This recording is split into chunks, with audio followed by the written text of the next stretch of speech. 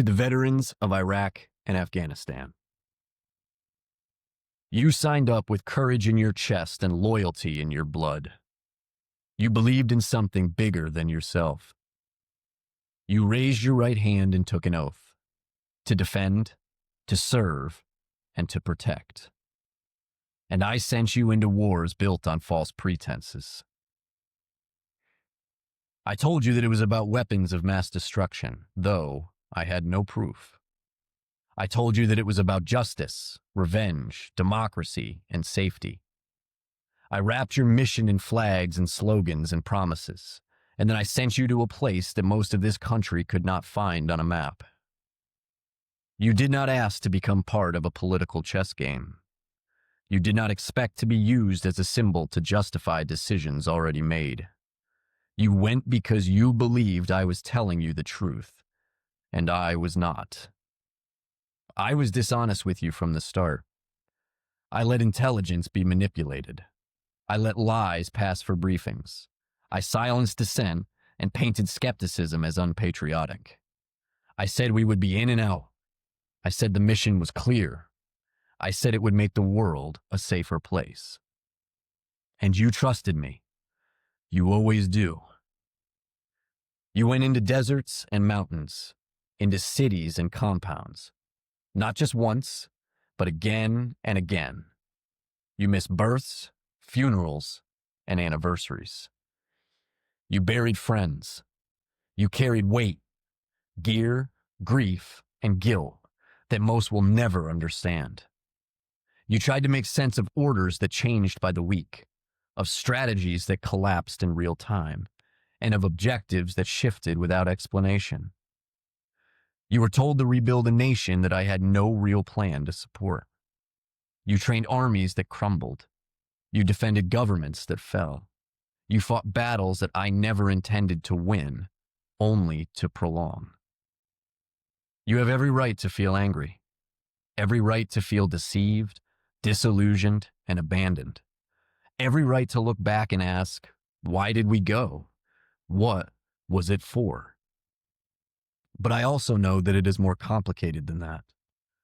You may feel pride in what you gave, in the brotherhoods and sisterhoods you formed, in the people you protected, in the moments when you brought calm to chaos, order to disorder, and humanity to inhumanity. You may feel grief for the lives lost, the injuries seen and unseen, and the innocence that never returned. You may feel guilt for surviving when others did not, for choices made in impossible circumstances, or for the gap between what you were told and what you witnessed. You may feel anger, not just at the war, but how I treated you when you came home, and how quickly I tried to fold you back into a society that did not understand what you had been through, and how often you were praised on holidays and ignored every other day. You may feel confusion. You may feel nothing at all because the emotions became too heavy to carry. And then, when it all seemed like it might finally be over, I failed again. The withdrawal from Afghanistan should have been your closure. Instead, it was chaos. It was betrayal. It was watching everything you fought to build collapse in a matter of days.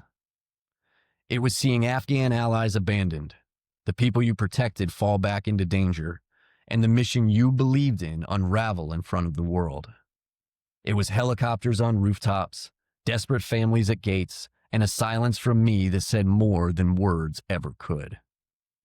And maybe you felt it again, that old ache, that question, was it all for nothing? And I want you to know this, it was not. Your effort was real.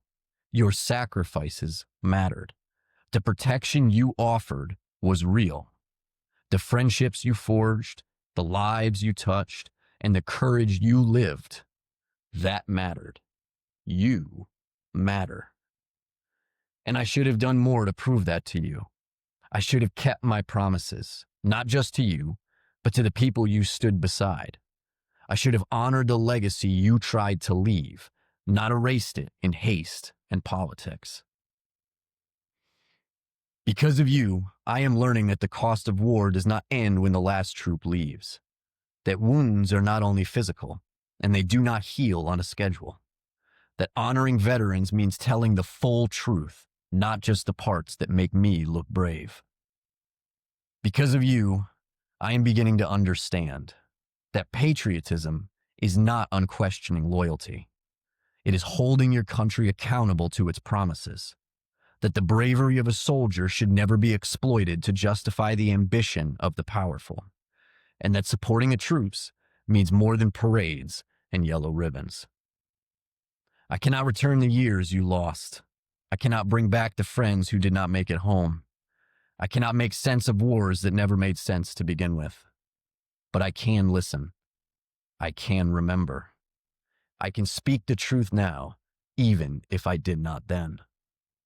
You deserved honesty. You deserve leadership worthy of your sacrifice. You deserved a mission rooted in justice, not in politics, not in oil, and not in illusion.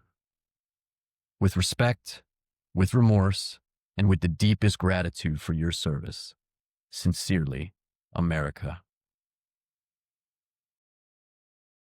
Hey everyone. I really want to thank you for joining me for today's reading. My biggest goal with this project is to start a conversation.